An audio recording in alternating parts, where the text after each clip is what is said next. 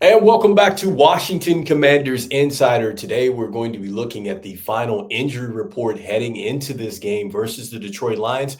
We're also going to be looking at some keys that the Washington Commanders are going to need to do in order to win this game against the Detroit Lions. And so let's go ahead and start off with the injury report. So this is via ESPN.com. Obviously, this could be subject to change going into tomorrow's game, but for the most part, you look at the Washington Commanders, you look at the injury report. We do not have, some of the players that are definitely going to be playing a major factor on the report. So that is good. So you see that the Washington Commanders do have a clean injury report for the most part. We do not have Zach Ertz on there, who was actually limited due to rest early on in the week. You don't have Marshawn Lattimore on there, which is a good sign. We know he's been dealing with the hamstring. Bobby Wagner, which is the player that all of us have been talking about really all week. He is not listed on here. Remember, he started off as a DNP, which is did not practice due to that ankle injury. And so that's a good thing that we have our quarterback of the defense. He's going to be out there. And also, too, you see that the Washington Commanders do not have any of their offensive linemen on here as well. So that is a great sign. With the Detroit Lions, look, they do have a key offensive lineman that is on the injury report. You do see that they do have a couple cornerbacks that are on the IR. And so I think that that is going to play a little bit of a factor into this game, which we're going to talk about here in a moment.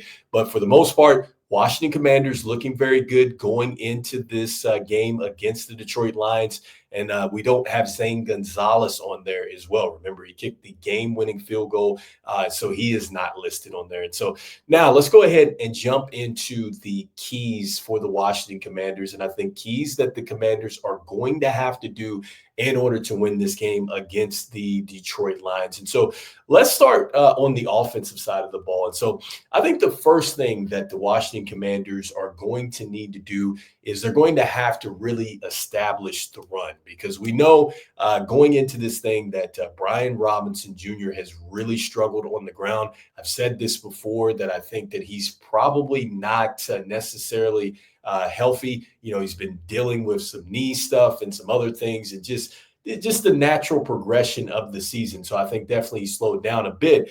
But it is always a factor to have him on the field. But it'd be great if we can get Brian Robinson Jr. going and going early. I think that him being able to kind of wear down on that Detroit Lions offense is going to be key. You have Austin Eckler back, who I think is going to be huge for this team. I think that even if he's not running inside, even though he did run some tough runs inside last week against the Buccaneers, and he is capable, but I think Austin Eckler is exceptional as far as pressing the edges. And so hopefully he is able to run that combination with Brian Robinson Jr., Austin Eckler, Jeremy McNichols, Chris Rodriguez Jr., whoever we decide to go with there. I think that that is going to be super important.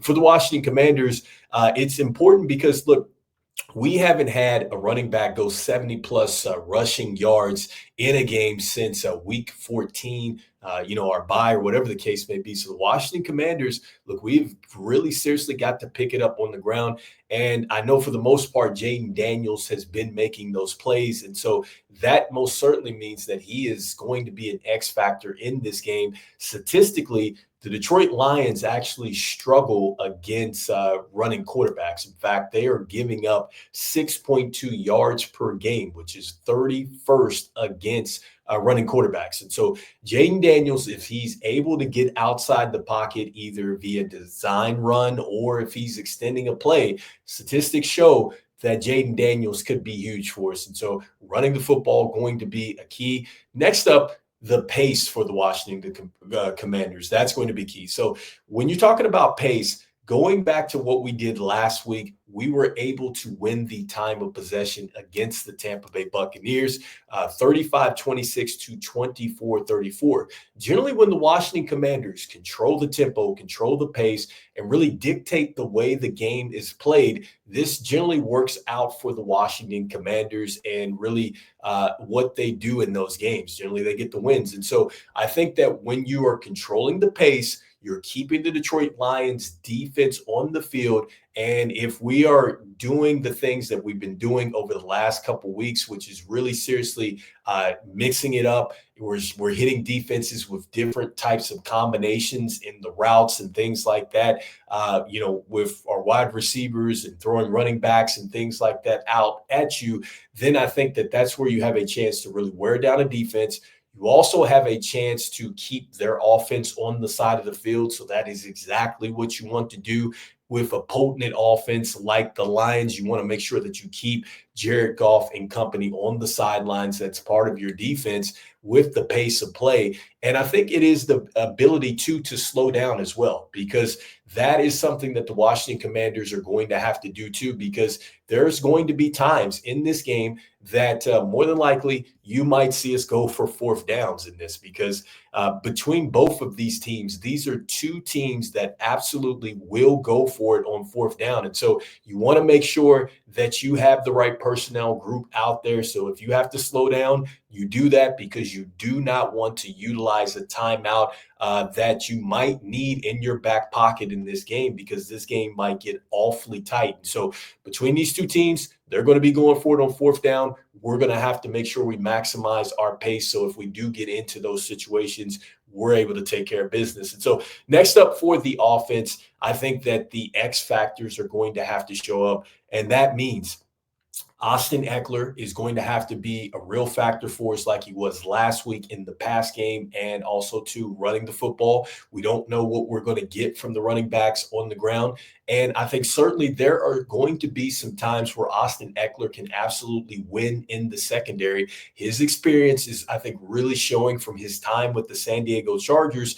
And I think that this is something that the Washington Commanders are going to have to lean on, or it was the San Diego Chargers, and he also played for the LA Chargers when they changed their name. But still, I think he's going to be huge for the Washington Commanders. And then also to Zach Ertz. And so Zach Ertz, I think, is also going to have a chance to really win on the inside of the field.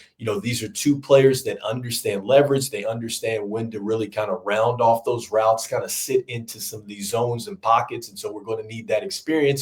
We know what we saw from De'Ami Brown. There is going to be that opportunity for him to step up. I feel like there's always opportunity for another wide receiver to step up, whether it's him, Zacchaeus, Jamison Crowder, because we know aside from Terry McLaurin, there is going to have to be somebody else that makes plays. And so you're going to have to make this team, the defensive Lions, really pay when you do catch it over the middle. You got to maximize the yards here, hopefully keep us on schedule. And so lastly, with the Washington Commanders offense, key here is that the Commanders are going to have to handle the blitz. We know that the Detroit Lions it's one of the more blitz happy teams in the league. But the great thing about this is that Jaden Daniels, he has a 90.4 QBR rating against the blitz, which is second in the NFL. So we just need to give Jaden Daniels the time against the blitz, and it suggests that the Washington Commanders can be very successful. That is where Tyler Biadasz and really this offensive line is going to have to really be connected as one, because they're going to get hit with different types of blitzes. They're going to try to confuse us up front. It is going to be extremely loud in their stadium too. So that is where the Washington Commanders are going to have to really focus. And so that is going to be a focal point. So next up, looking at the keys of the defense. And so I think the obvious key here is that the Washington Commanders defense must stop the run. And so that means whatever they've done against Bijan Robinson, against Saquon Barkley, those things that they were able to do in the second half of those games, and also to what they were able to do last week against Bucky Irvin, where they were really able to stay disciplined.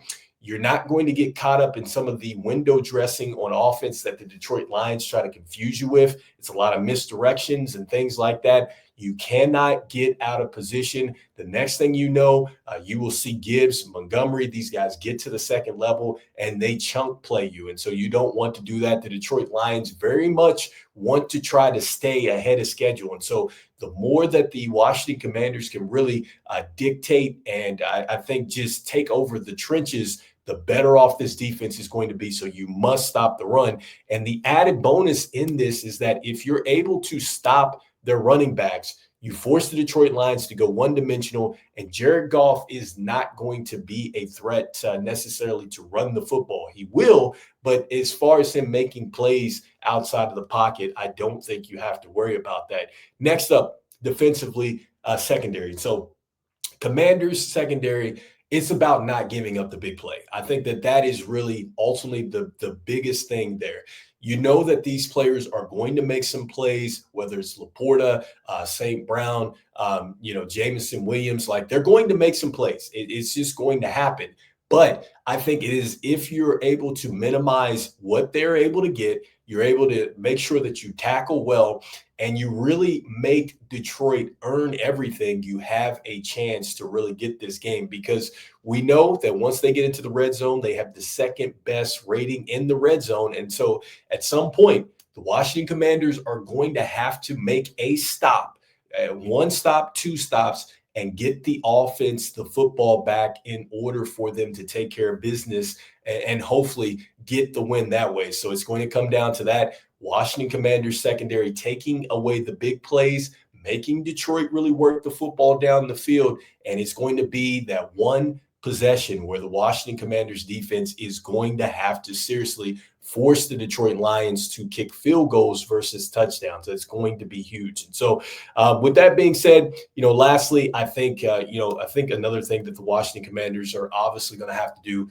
is just play a clean game of football. And so just what they did last week as far as, minimizing the turnovers, but also too the penalties, right? Because I just talked about the fact that it is going to be super loud. It is going to test our offense, with the play calls and things like that. And so we don't want to blow timeouts. We don't want to give up field position. And, we want to continue to keep the momentum going for our offense. I really feel like that offense is almost going to be like the 13th man to go along with that defense. So it's going to be extremely important that we stay ahead of the sticks and don't hurt ourselves. So anyway, let me know in the comments what you're thinking about this, some of these key takeaways for this game coming up, the Washington Commanders versus the Detroit Lions. You still have a chance to vote. If you want me to do a live stream, let me know. If we get some more votes, I will definitely do so. Otherwise, I'm doing a pregame for this game tomorrow, and then we will be back for the post game. And so, as we always say, go Commanders, and I will see you in the next one. All right, peace.